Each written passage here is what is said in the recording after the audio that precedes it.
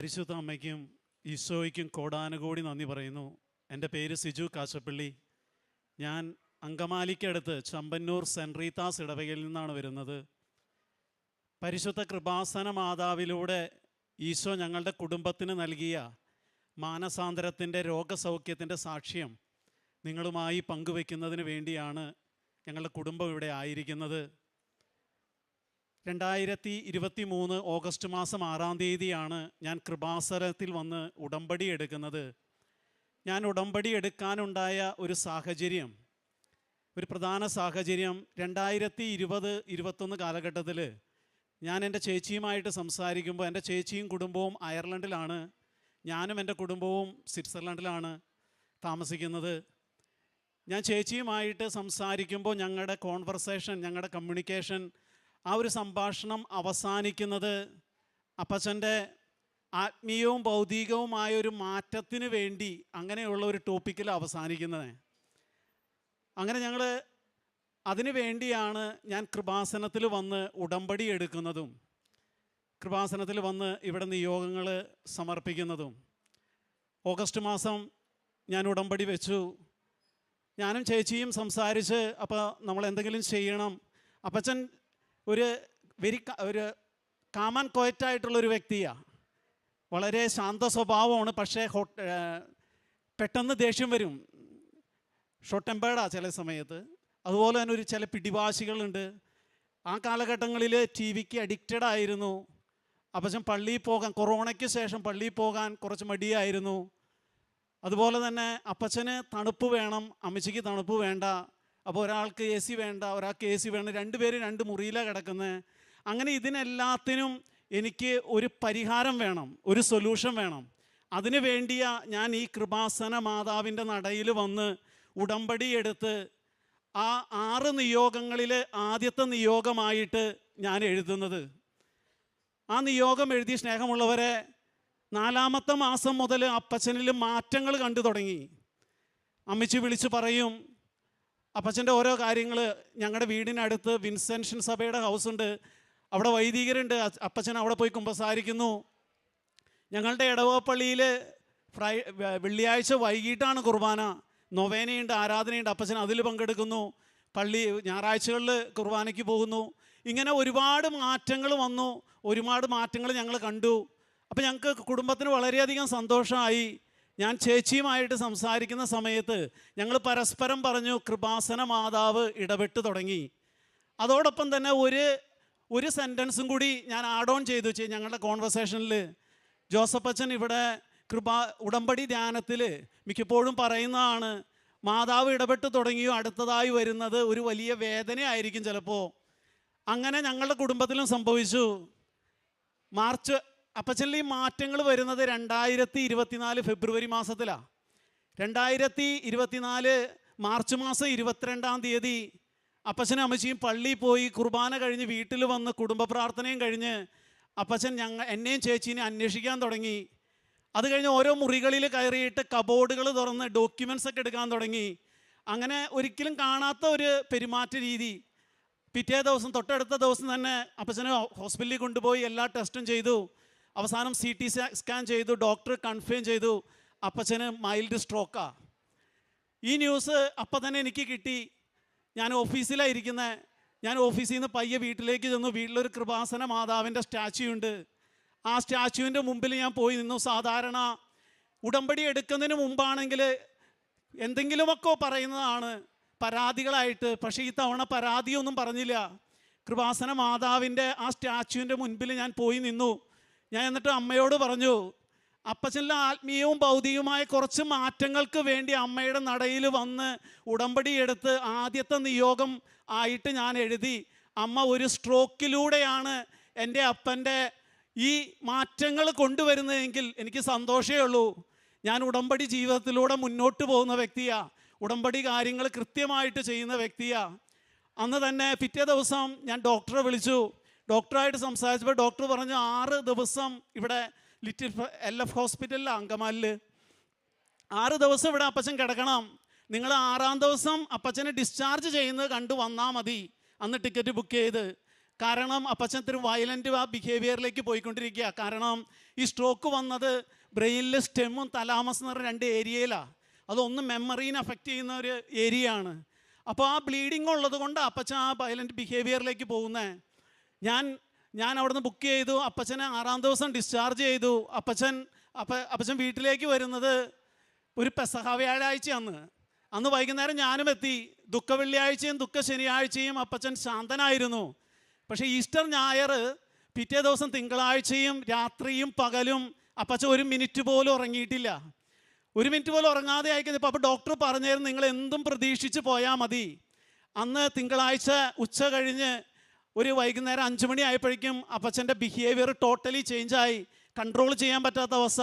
അപ്പച്ചനെ നേരെ ഹോസ്പിറ്റലിൽ കൊണ്ടുപോയി അഡ്മിറ്റാക്കി. 20 ദിവസത്തോളം അപ്പച്ചൻ അവിടെ കിടന്നു. ഏപ്രിൽ 1 മുതൽ ഏപ്രിൽ 20 വരെ. ആ ദിവസങ്ങളിലെല്ലാം പല വ്യക്തികളും, ബന്ധുക്കളുണ്ട്, ഫ്രണ്ട്സുണ്ട്, ഡോക്ടേഴ്സുണ്ട്, പലരും വന്ന് അപ്പച്ചനെ കാണുന്നുണ്ട് ഹോസ്പിറ്റലിൽ വന്ന്. അവരെല്ലാവരും ഓരോന്ന് പറയേണ്ടത് ഇത് ഇങ്ങനെ അങ്ങോട്ട് പോകുള്ളൂ. ഇങ്ങനെ ഓരോ കാര്യങ്ങൾ പറയുമ്പോഴും ഞാൻ അവരുടെ അടുത്ത് മറുതലിക്കാനോ അല്ലെങ്കിൽ വിപരീതം പറയാനോ നിന്നില്ല. ഞാൻ ഒരൊറ്റ കാര്യം പറഞ്ഞോളൂ. ഞാൻ കൃപാസന മാതാവിൻ്റെ നടയിൽ വന്ന് ഉടമ്പടി എടുത്ത വ്യക്തിയാണ്. ആ ഉടമ്പടിയിൽ കൂടെ മുന്നോട്ട് പോകുന്ന വ്യക്തിയാണ്.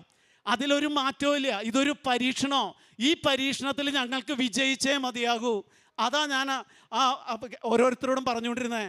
4 ഡോക്ടേഴ്സാണ് അപ്പച്ചനെ ചികിത്സിച്ചുകൊണ്ടിരുന്നത്. ന്യൂറോ ഉണ്ട്, ജനറൽ മെഡിസിൻ ഉണ്ട്, സ്കിന്നിൻ്റെ ഒരു ഡോക്ടറുണ്ട്, പിന്നെ സൈക്കാട്രി ഉണ്ട്. സൈക്കാട്രി ജോസഫ് ഡോക്ടറാണ്. ആ ഡോക്ടർ വന്നിട്ട് ഞങ്ങളുടെ അടുത്ത് പറയുന്നുണ്ട്, അതായത് നിൻ്റെ അപ്പന് മാനസികമായിട്ടൊന്നുമില്ല, പക്ഷേ ഈ ബ്ലീഡിങ് വന്നതുകൊണ്ട് അത് പോകുന്നവരെയും ഈ ഒരു ബിഹേവിയർ അത് നമ്മൾ കൺട്രോൾ ചെയ്തേ മതിയാകൂ. അപ്പോൾ അപ്പച്ചനെ ശാന്തനാക്കാനായിട്ട് ക്യുറ്റിപ്പിൻ എന്ന് പറഞ്ഞൊരു മെഡിസിനാണ് കൊടുക്കുന്നത്. അപ്പം ഞാൻ ഇവിടുന്ന് കിട്ടുന്ന റിപ്പോർട്ടുകളെല്ലാം ഞാൻ അവിടെ സ്വിറ്റ്സർലൻഡിലേക്ക് വിടാം. അവിടെ കുറച്ച് ഡോക്ടേഴ്സായിട്ട് പരിചയമുണ്ട്. അവരും അത് കൺഫേം ചെയ്ത് എനിക്ക് തരുന്നുണ്ട്. പക്ഷേ എൻ്റെ സംശയം കൊണ്ടാണ് ഞാനതൊക്കെ വിടുന്നത്. ഞാനിവിടെ അടിയുറച്ച് തന്നെ വിശ്വസിച്ചാണ് നിൽക്കുന്നത്. ആ നിമിഷങ്ങളിൽ എനിക്ക് തോന്നുന്നത് ഡോക്ടർ പറഞ്ഞു, സൈക്കാട്രി ഡോക്ടർ പറഞ്ഞു, ഒരു 25 മില്ലിഗ്രാം ഈ ക്യുറ്റിപ്പനിൽ നമുക്ക് സ്റ്റാർട്ട് ചെയ്യാം. 2 ദിവസം കൊടുത്തു. 1 മിനിറ്റ് പോലും അപ്പച്ചൻ ഉറങ്ങില്ല. അപ്പച്ചൻ ഓരോ മുറികളിലും കയറും, കോറിഡോറിൽ കൂടെ ഇങ്ങനെ നടക്കും. രാത്രിയും പകലും അപ്പച്ചൻ ഉറങ്ങുന്നില്ല. പിറ്റേ ദിവസം 50 ഡോസാക്കി. എന്നിട്ടും ഒരു അനക്കമില്ല. അത് 75ആയി, 100ആയി, 125ആയി, 150ആയി, 200 മില്ലിഗ്രാമായി. അവസാനം ഡോക്ടർ തന്നെ സങ്കടമായി, ഇനി എന്താ ചെയ്യുന്നത്? ഇതെന്താ നിൻ്റെ അപ്പൻ ഉറങ്ങാത്തതെന്ന് ഞങ്ങൾക്ക് അറിയില്ല. സാധാരണ 25 മില്ലിഗ്രാം കഴിച്ചു കഴിഞ്ഞാൽ ഉറങ്ങിപ്പോകുന്ന വ്യക്തിയാണ്. അപ്പോൾ എനിക്ക് മനസ്സിലായി അവരുടെ സംസാരത്തിൽ നിന്ന്, ഇനി ഇവിടെ ആളെ കീപ്പ് ചെയ്തിട്ട് കാര്യമില്ല, നിങ്ങൾ ഡിസ്ചാർജ് ചെയ്ത് വേണമെങ്കിൽ പൊയ്ക്കോ എന്നുള്ളൊരു കാര്യമാണ്. അത് കഴിഞ്ഞ് അന്നത്തെ ദിവസം ഏകദേശം ഒരു 9 മണി ആയിട്ടുണ്ടാവും വൈകിട്ട്. ഞങ്ങളൊരു ഡബിൾ റൂമാണ്. അവിടെ അമ്മച്ചിയുണ്ട്, ഞാനൊരു ബെഡിലാണ്. അവിടെ ഇരുന്നാണ് കുടുംബ പ്രാർത്ഥനയും ആ കുടുംബ പ്രാർത്ഥനയുടെ ഒപ്പം തന്നെ പ്രത്യക്ഷീകരണ പ്രാർത്ഥനയും മാതാവിനോടുള്ള കൊന്തയും ഇതെല്ലാം ഞങ്ങൾ ചൊല്ലിക്കൂട്ടുന്നത്. അപ്പച്ചൻ കിടക്കുന്നുണ്ട്, അപ്പച്ചൻ ഉറങ്ങുന്നില്ല. ഞാനും കിടക്കുന്നുണ്ട്. അപ്പച്ചൻ ഇടതുവശത്താണ് കിടക്കുന്നത്, ഞാൻ വലതുവശത്താണ് കിടക്കുന്നത്, അപ്പുറത്തൊരു സിംഗിൾ ബെഡിൽ. ഞാൻ കിടക്കുന്ന ഭിത്തിയുടെ മുകളിലായിട്ട് ഒരു ക്രൂശിത രൂപമുണ്ട്. അപ്പം ഞാൻ എന്ത് വേദന ജീവിതത്തിൽ വന്നാലും സഹനം വന്നാലും കൊന്തയെടുക്കും. ആ കൊന്തയിൽ ഈ കൃപാസന മാതാവിൻ്റെ മെഡലും ഉണ്ട്. ഓരോ വേദന ഇങ്ങനെ മുറുകി വരുമ്പോഴും മുറുക്കം കൂടും. ഞാൻ കരഞ്ഞുകൊണ്ടാണ് കിടക്കുന്നത് ആ ക്രൂശിത രൂപത്തിൽ നോക്കിയിട്ട്. എന്നിട്ട് മാതാവിനെ നോക്കിയിട്ട് മാതാവിനോട് പറയുന്നുണ്ട്, അമ്മയുടെ നടയിൽ വന്ന് ഞാൻ ഉടമ്പടി എടുത്തതാ. അമ്മ ഗാഗുൽത്താമലയിൽ മരക്കുരിശിൽ 3 ആണികളിൽ നിൻ്റെ ആ മകൻ തൂങ്ങിക്കിടന്നപ്പോൾ ആ കുരിശിന് ചുവട്ടിൽ നീ ഉണ്ടായിരുന്നു. ഇന്ന് അതേ കുരിശിൻ്റെ ചുവട്ടിൽ ഞാനും എൻ്റെ അപ്പനും കിടപ്പുണ്ട്. അമ്മ ഇതിനൊരു പരിഹാരം ഉണ്ടാക്കി തരണം, അമ്മ ഇടപെടണം, അമ്മ ഒന്ന് എന്തെങ്കിലും ഒന്ന് സംസാരിക്കണമെന്നാണ് ഞാൻ ഏറ്റവും കൂടുതൽ പറഞ്ഞുകൊണ്ടിരുന്നത്. എനിക്ക് തോന്നുന്നത് 14 ദിവസമായി ഞാൻ ഉറങ്ങിയിട്ട്. അതിൻ്റെ ഇടയ്ക്ക് ജോലിയുണ്ട്, ആ ജോലി അതിൻ്റെ കൂട്ടത്തിൽ നടക്കുന്നുണ്ട്. 14ാമത്തെ ദിവസം അന്ന് രാത്രി എനിക്ക് തോന്നുന്നു ഒരു 9:30 ആയപ്പോൾ ഞാനൊന്ന് മയങ്ങിപ്പോയപ്പോൾ ഒരു വചനമാണ് എൻ്റെ ചെവികളിൽ വന്ന് അടിക്കുന്നത്. ആ വചനം യെശയ്യാ 30:19. നിൻ്റെ വിലാപസ്വരം കേട്ട് അവിടുന്ന് കരുണ കാണിക്കും, അവിടുന്ന് അത് കേട്ട് നിനക്ക് ഉത്തരമരുളും. കർത്താവ് കഷ്ടതയുടെ അപ്പവും ക്ലേശത്തിൻ്റെ ജലവും നൽകിയാലും നിൻ്റെ ഗുരു നിന്നീന്ന് മറഞ്ഞിരിക്കുകയില്ല. നിൻ്റെ നയനങ്ങൾ നിൻ്റെ ഗുരുവിനെ ദർശിക്കും. നീ ഇടത്തോട്ടോ വലത്തോട്ടോ തിരിയുമ്പോൾ നിൻ്റെ കാതുകൾ പിന്നീന്ന് ഒരു സ്വരം ശ്രവിക്കും, ഇതാണ് വഴി, ഇതിലേ പോവുക. ആ വചനം കിട്ടിയപ്പോൾ വളരെ സന്തോഷമായി. ഞാൻ എഴുന്നേറ്റു. അപ്പച്ചൻ ഉറങ്ങിയോ നോക്കി, ഉറങ്ങിയിട്ടില്ല. നേരെ കണ്ണും തുറന്ന് കിടക്കുക. കാരണം അപ്പം തന്നെ എഴുന്നേറ്റ് ആൾ പോവും. ആ രീതിയിലാണ്. ആ വചനം കിട്ടി പിറ്റേ ദിവസം ഡോക്ടേഴ്സ് വന്നു. അവർ ചോദിച്ചു, നിങ്ങളുടെ ഒരു ഒപ്പീനിയൻ എന്താ, നിങ്ങൾ എന്ത് ഡിസിഷനാണ് എടുക്കുന്നത്?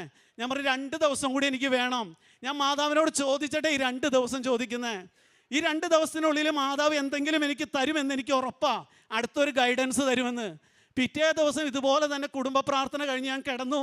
ഞാനൊന്നും മയങ്ങിപ്പോകുന്ന സമയത്ത് ഒരു സ്ത്രീയുടെ ശബ്ദം, പരിശുദ്ധ കൃപാസന മാതാവ എൻ്റെ അടുത്ത് സംസാരിച്ചെന്ന് ഞാൻ ഉറച്ചു വിശ്വസിക്കുന്നു.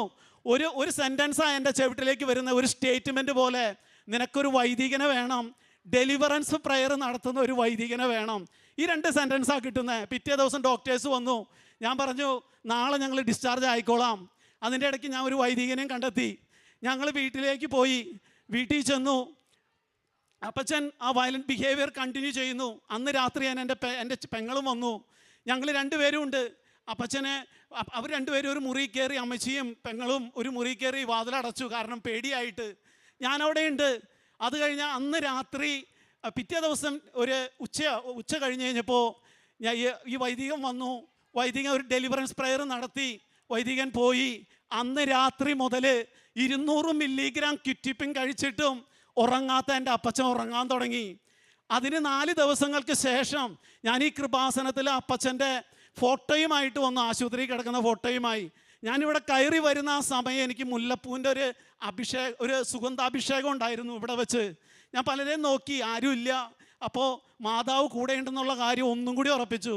ഇവിടെ വന്ന് ജോസഫച്ചൻ്റെ അടുത്ത് ഫോട്ടോ അച്ഛൻ സൈത്ത് പൂശി മാതാവിൻ്റെ അടുത്ത് കാണിച്ച് അച്ഛൻ അത് വെഞ്ചിരിച്ച് അത് ബ്ലെസ് ചെയ്ത് തന്നു. എന്നിട്ട് അച്ഛനൊന്ന് പുഞ്ചിരിച്ചു, ഒരു വാക്ക് പോലും പറഞ്ഞില്ല. പക്ഷെ അച്ഛൻ്റെ ആ പുഞ്ചിരിയിലുണ്ടായിരുന്നു എനിക്ക് മനസ്സിലായി, നീ പോയിക്കോ, ഒരു കുഴപ്പമില്ല.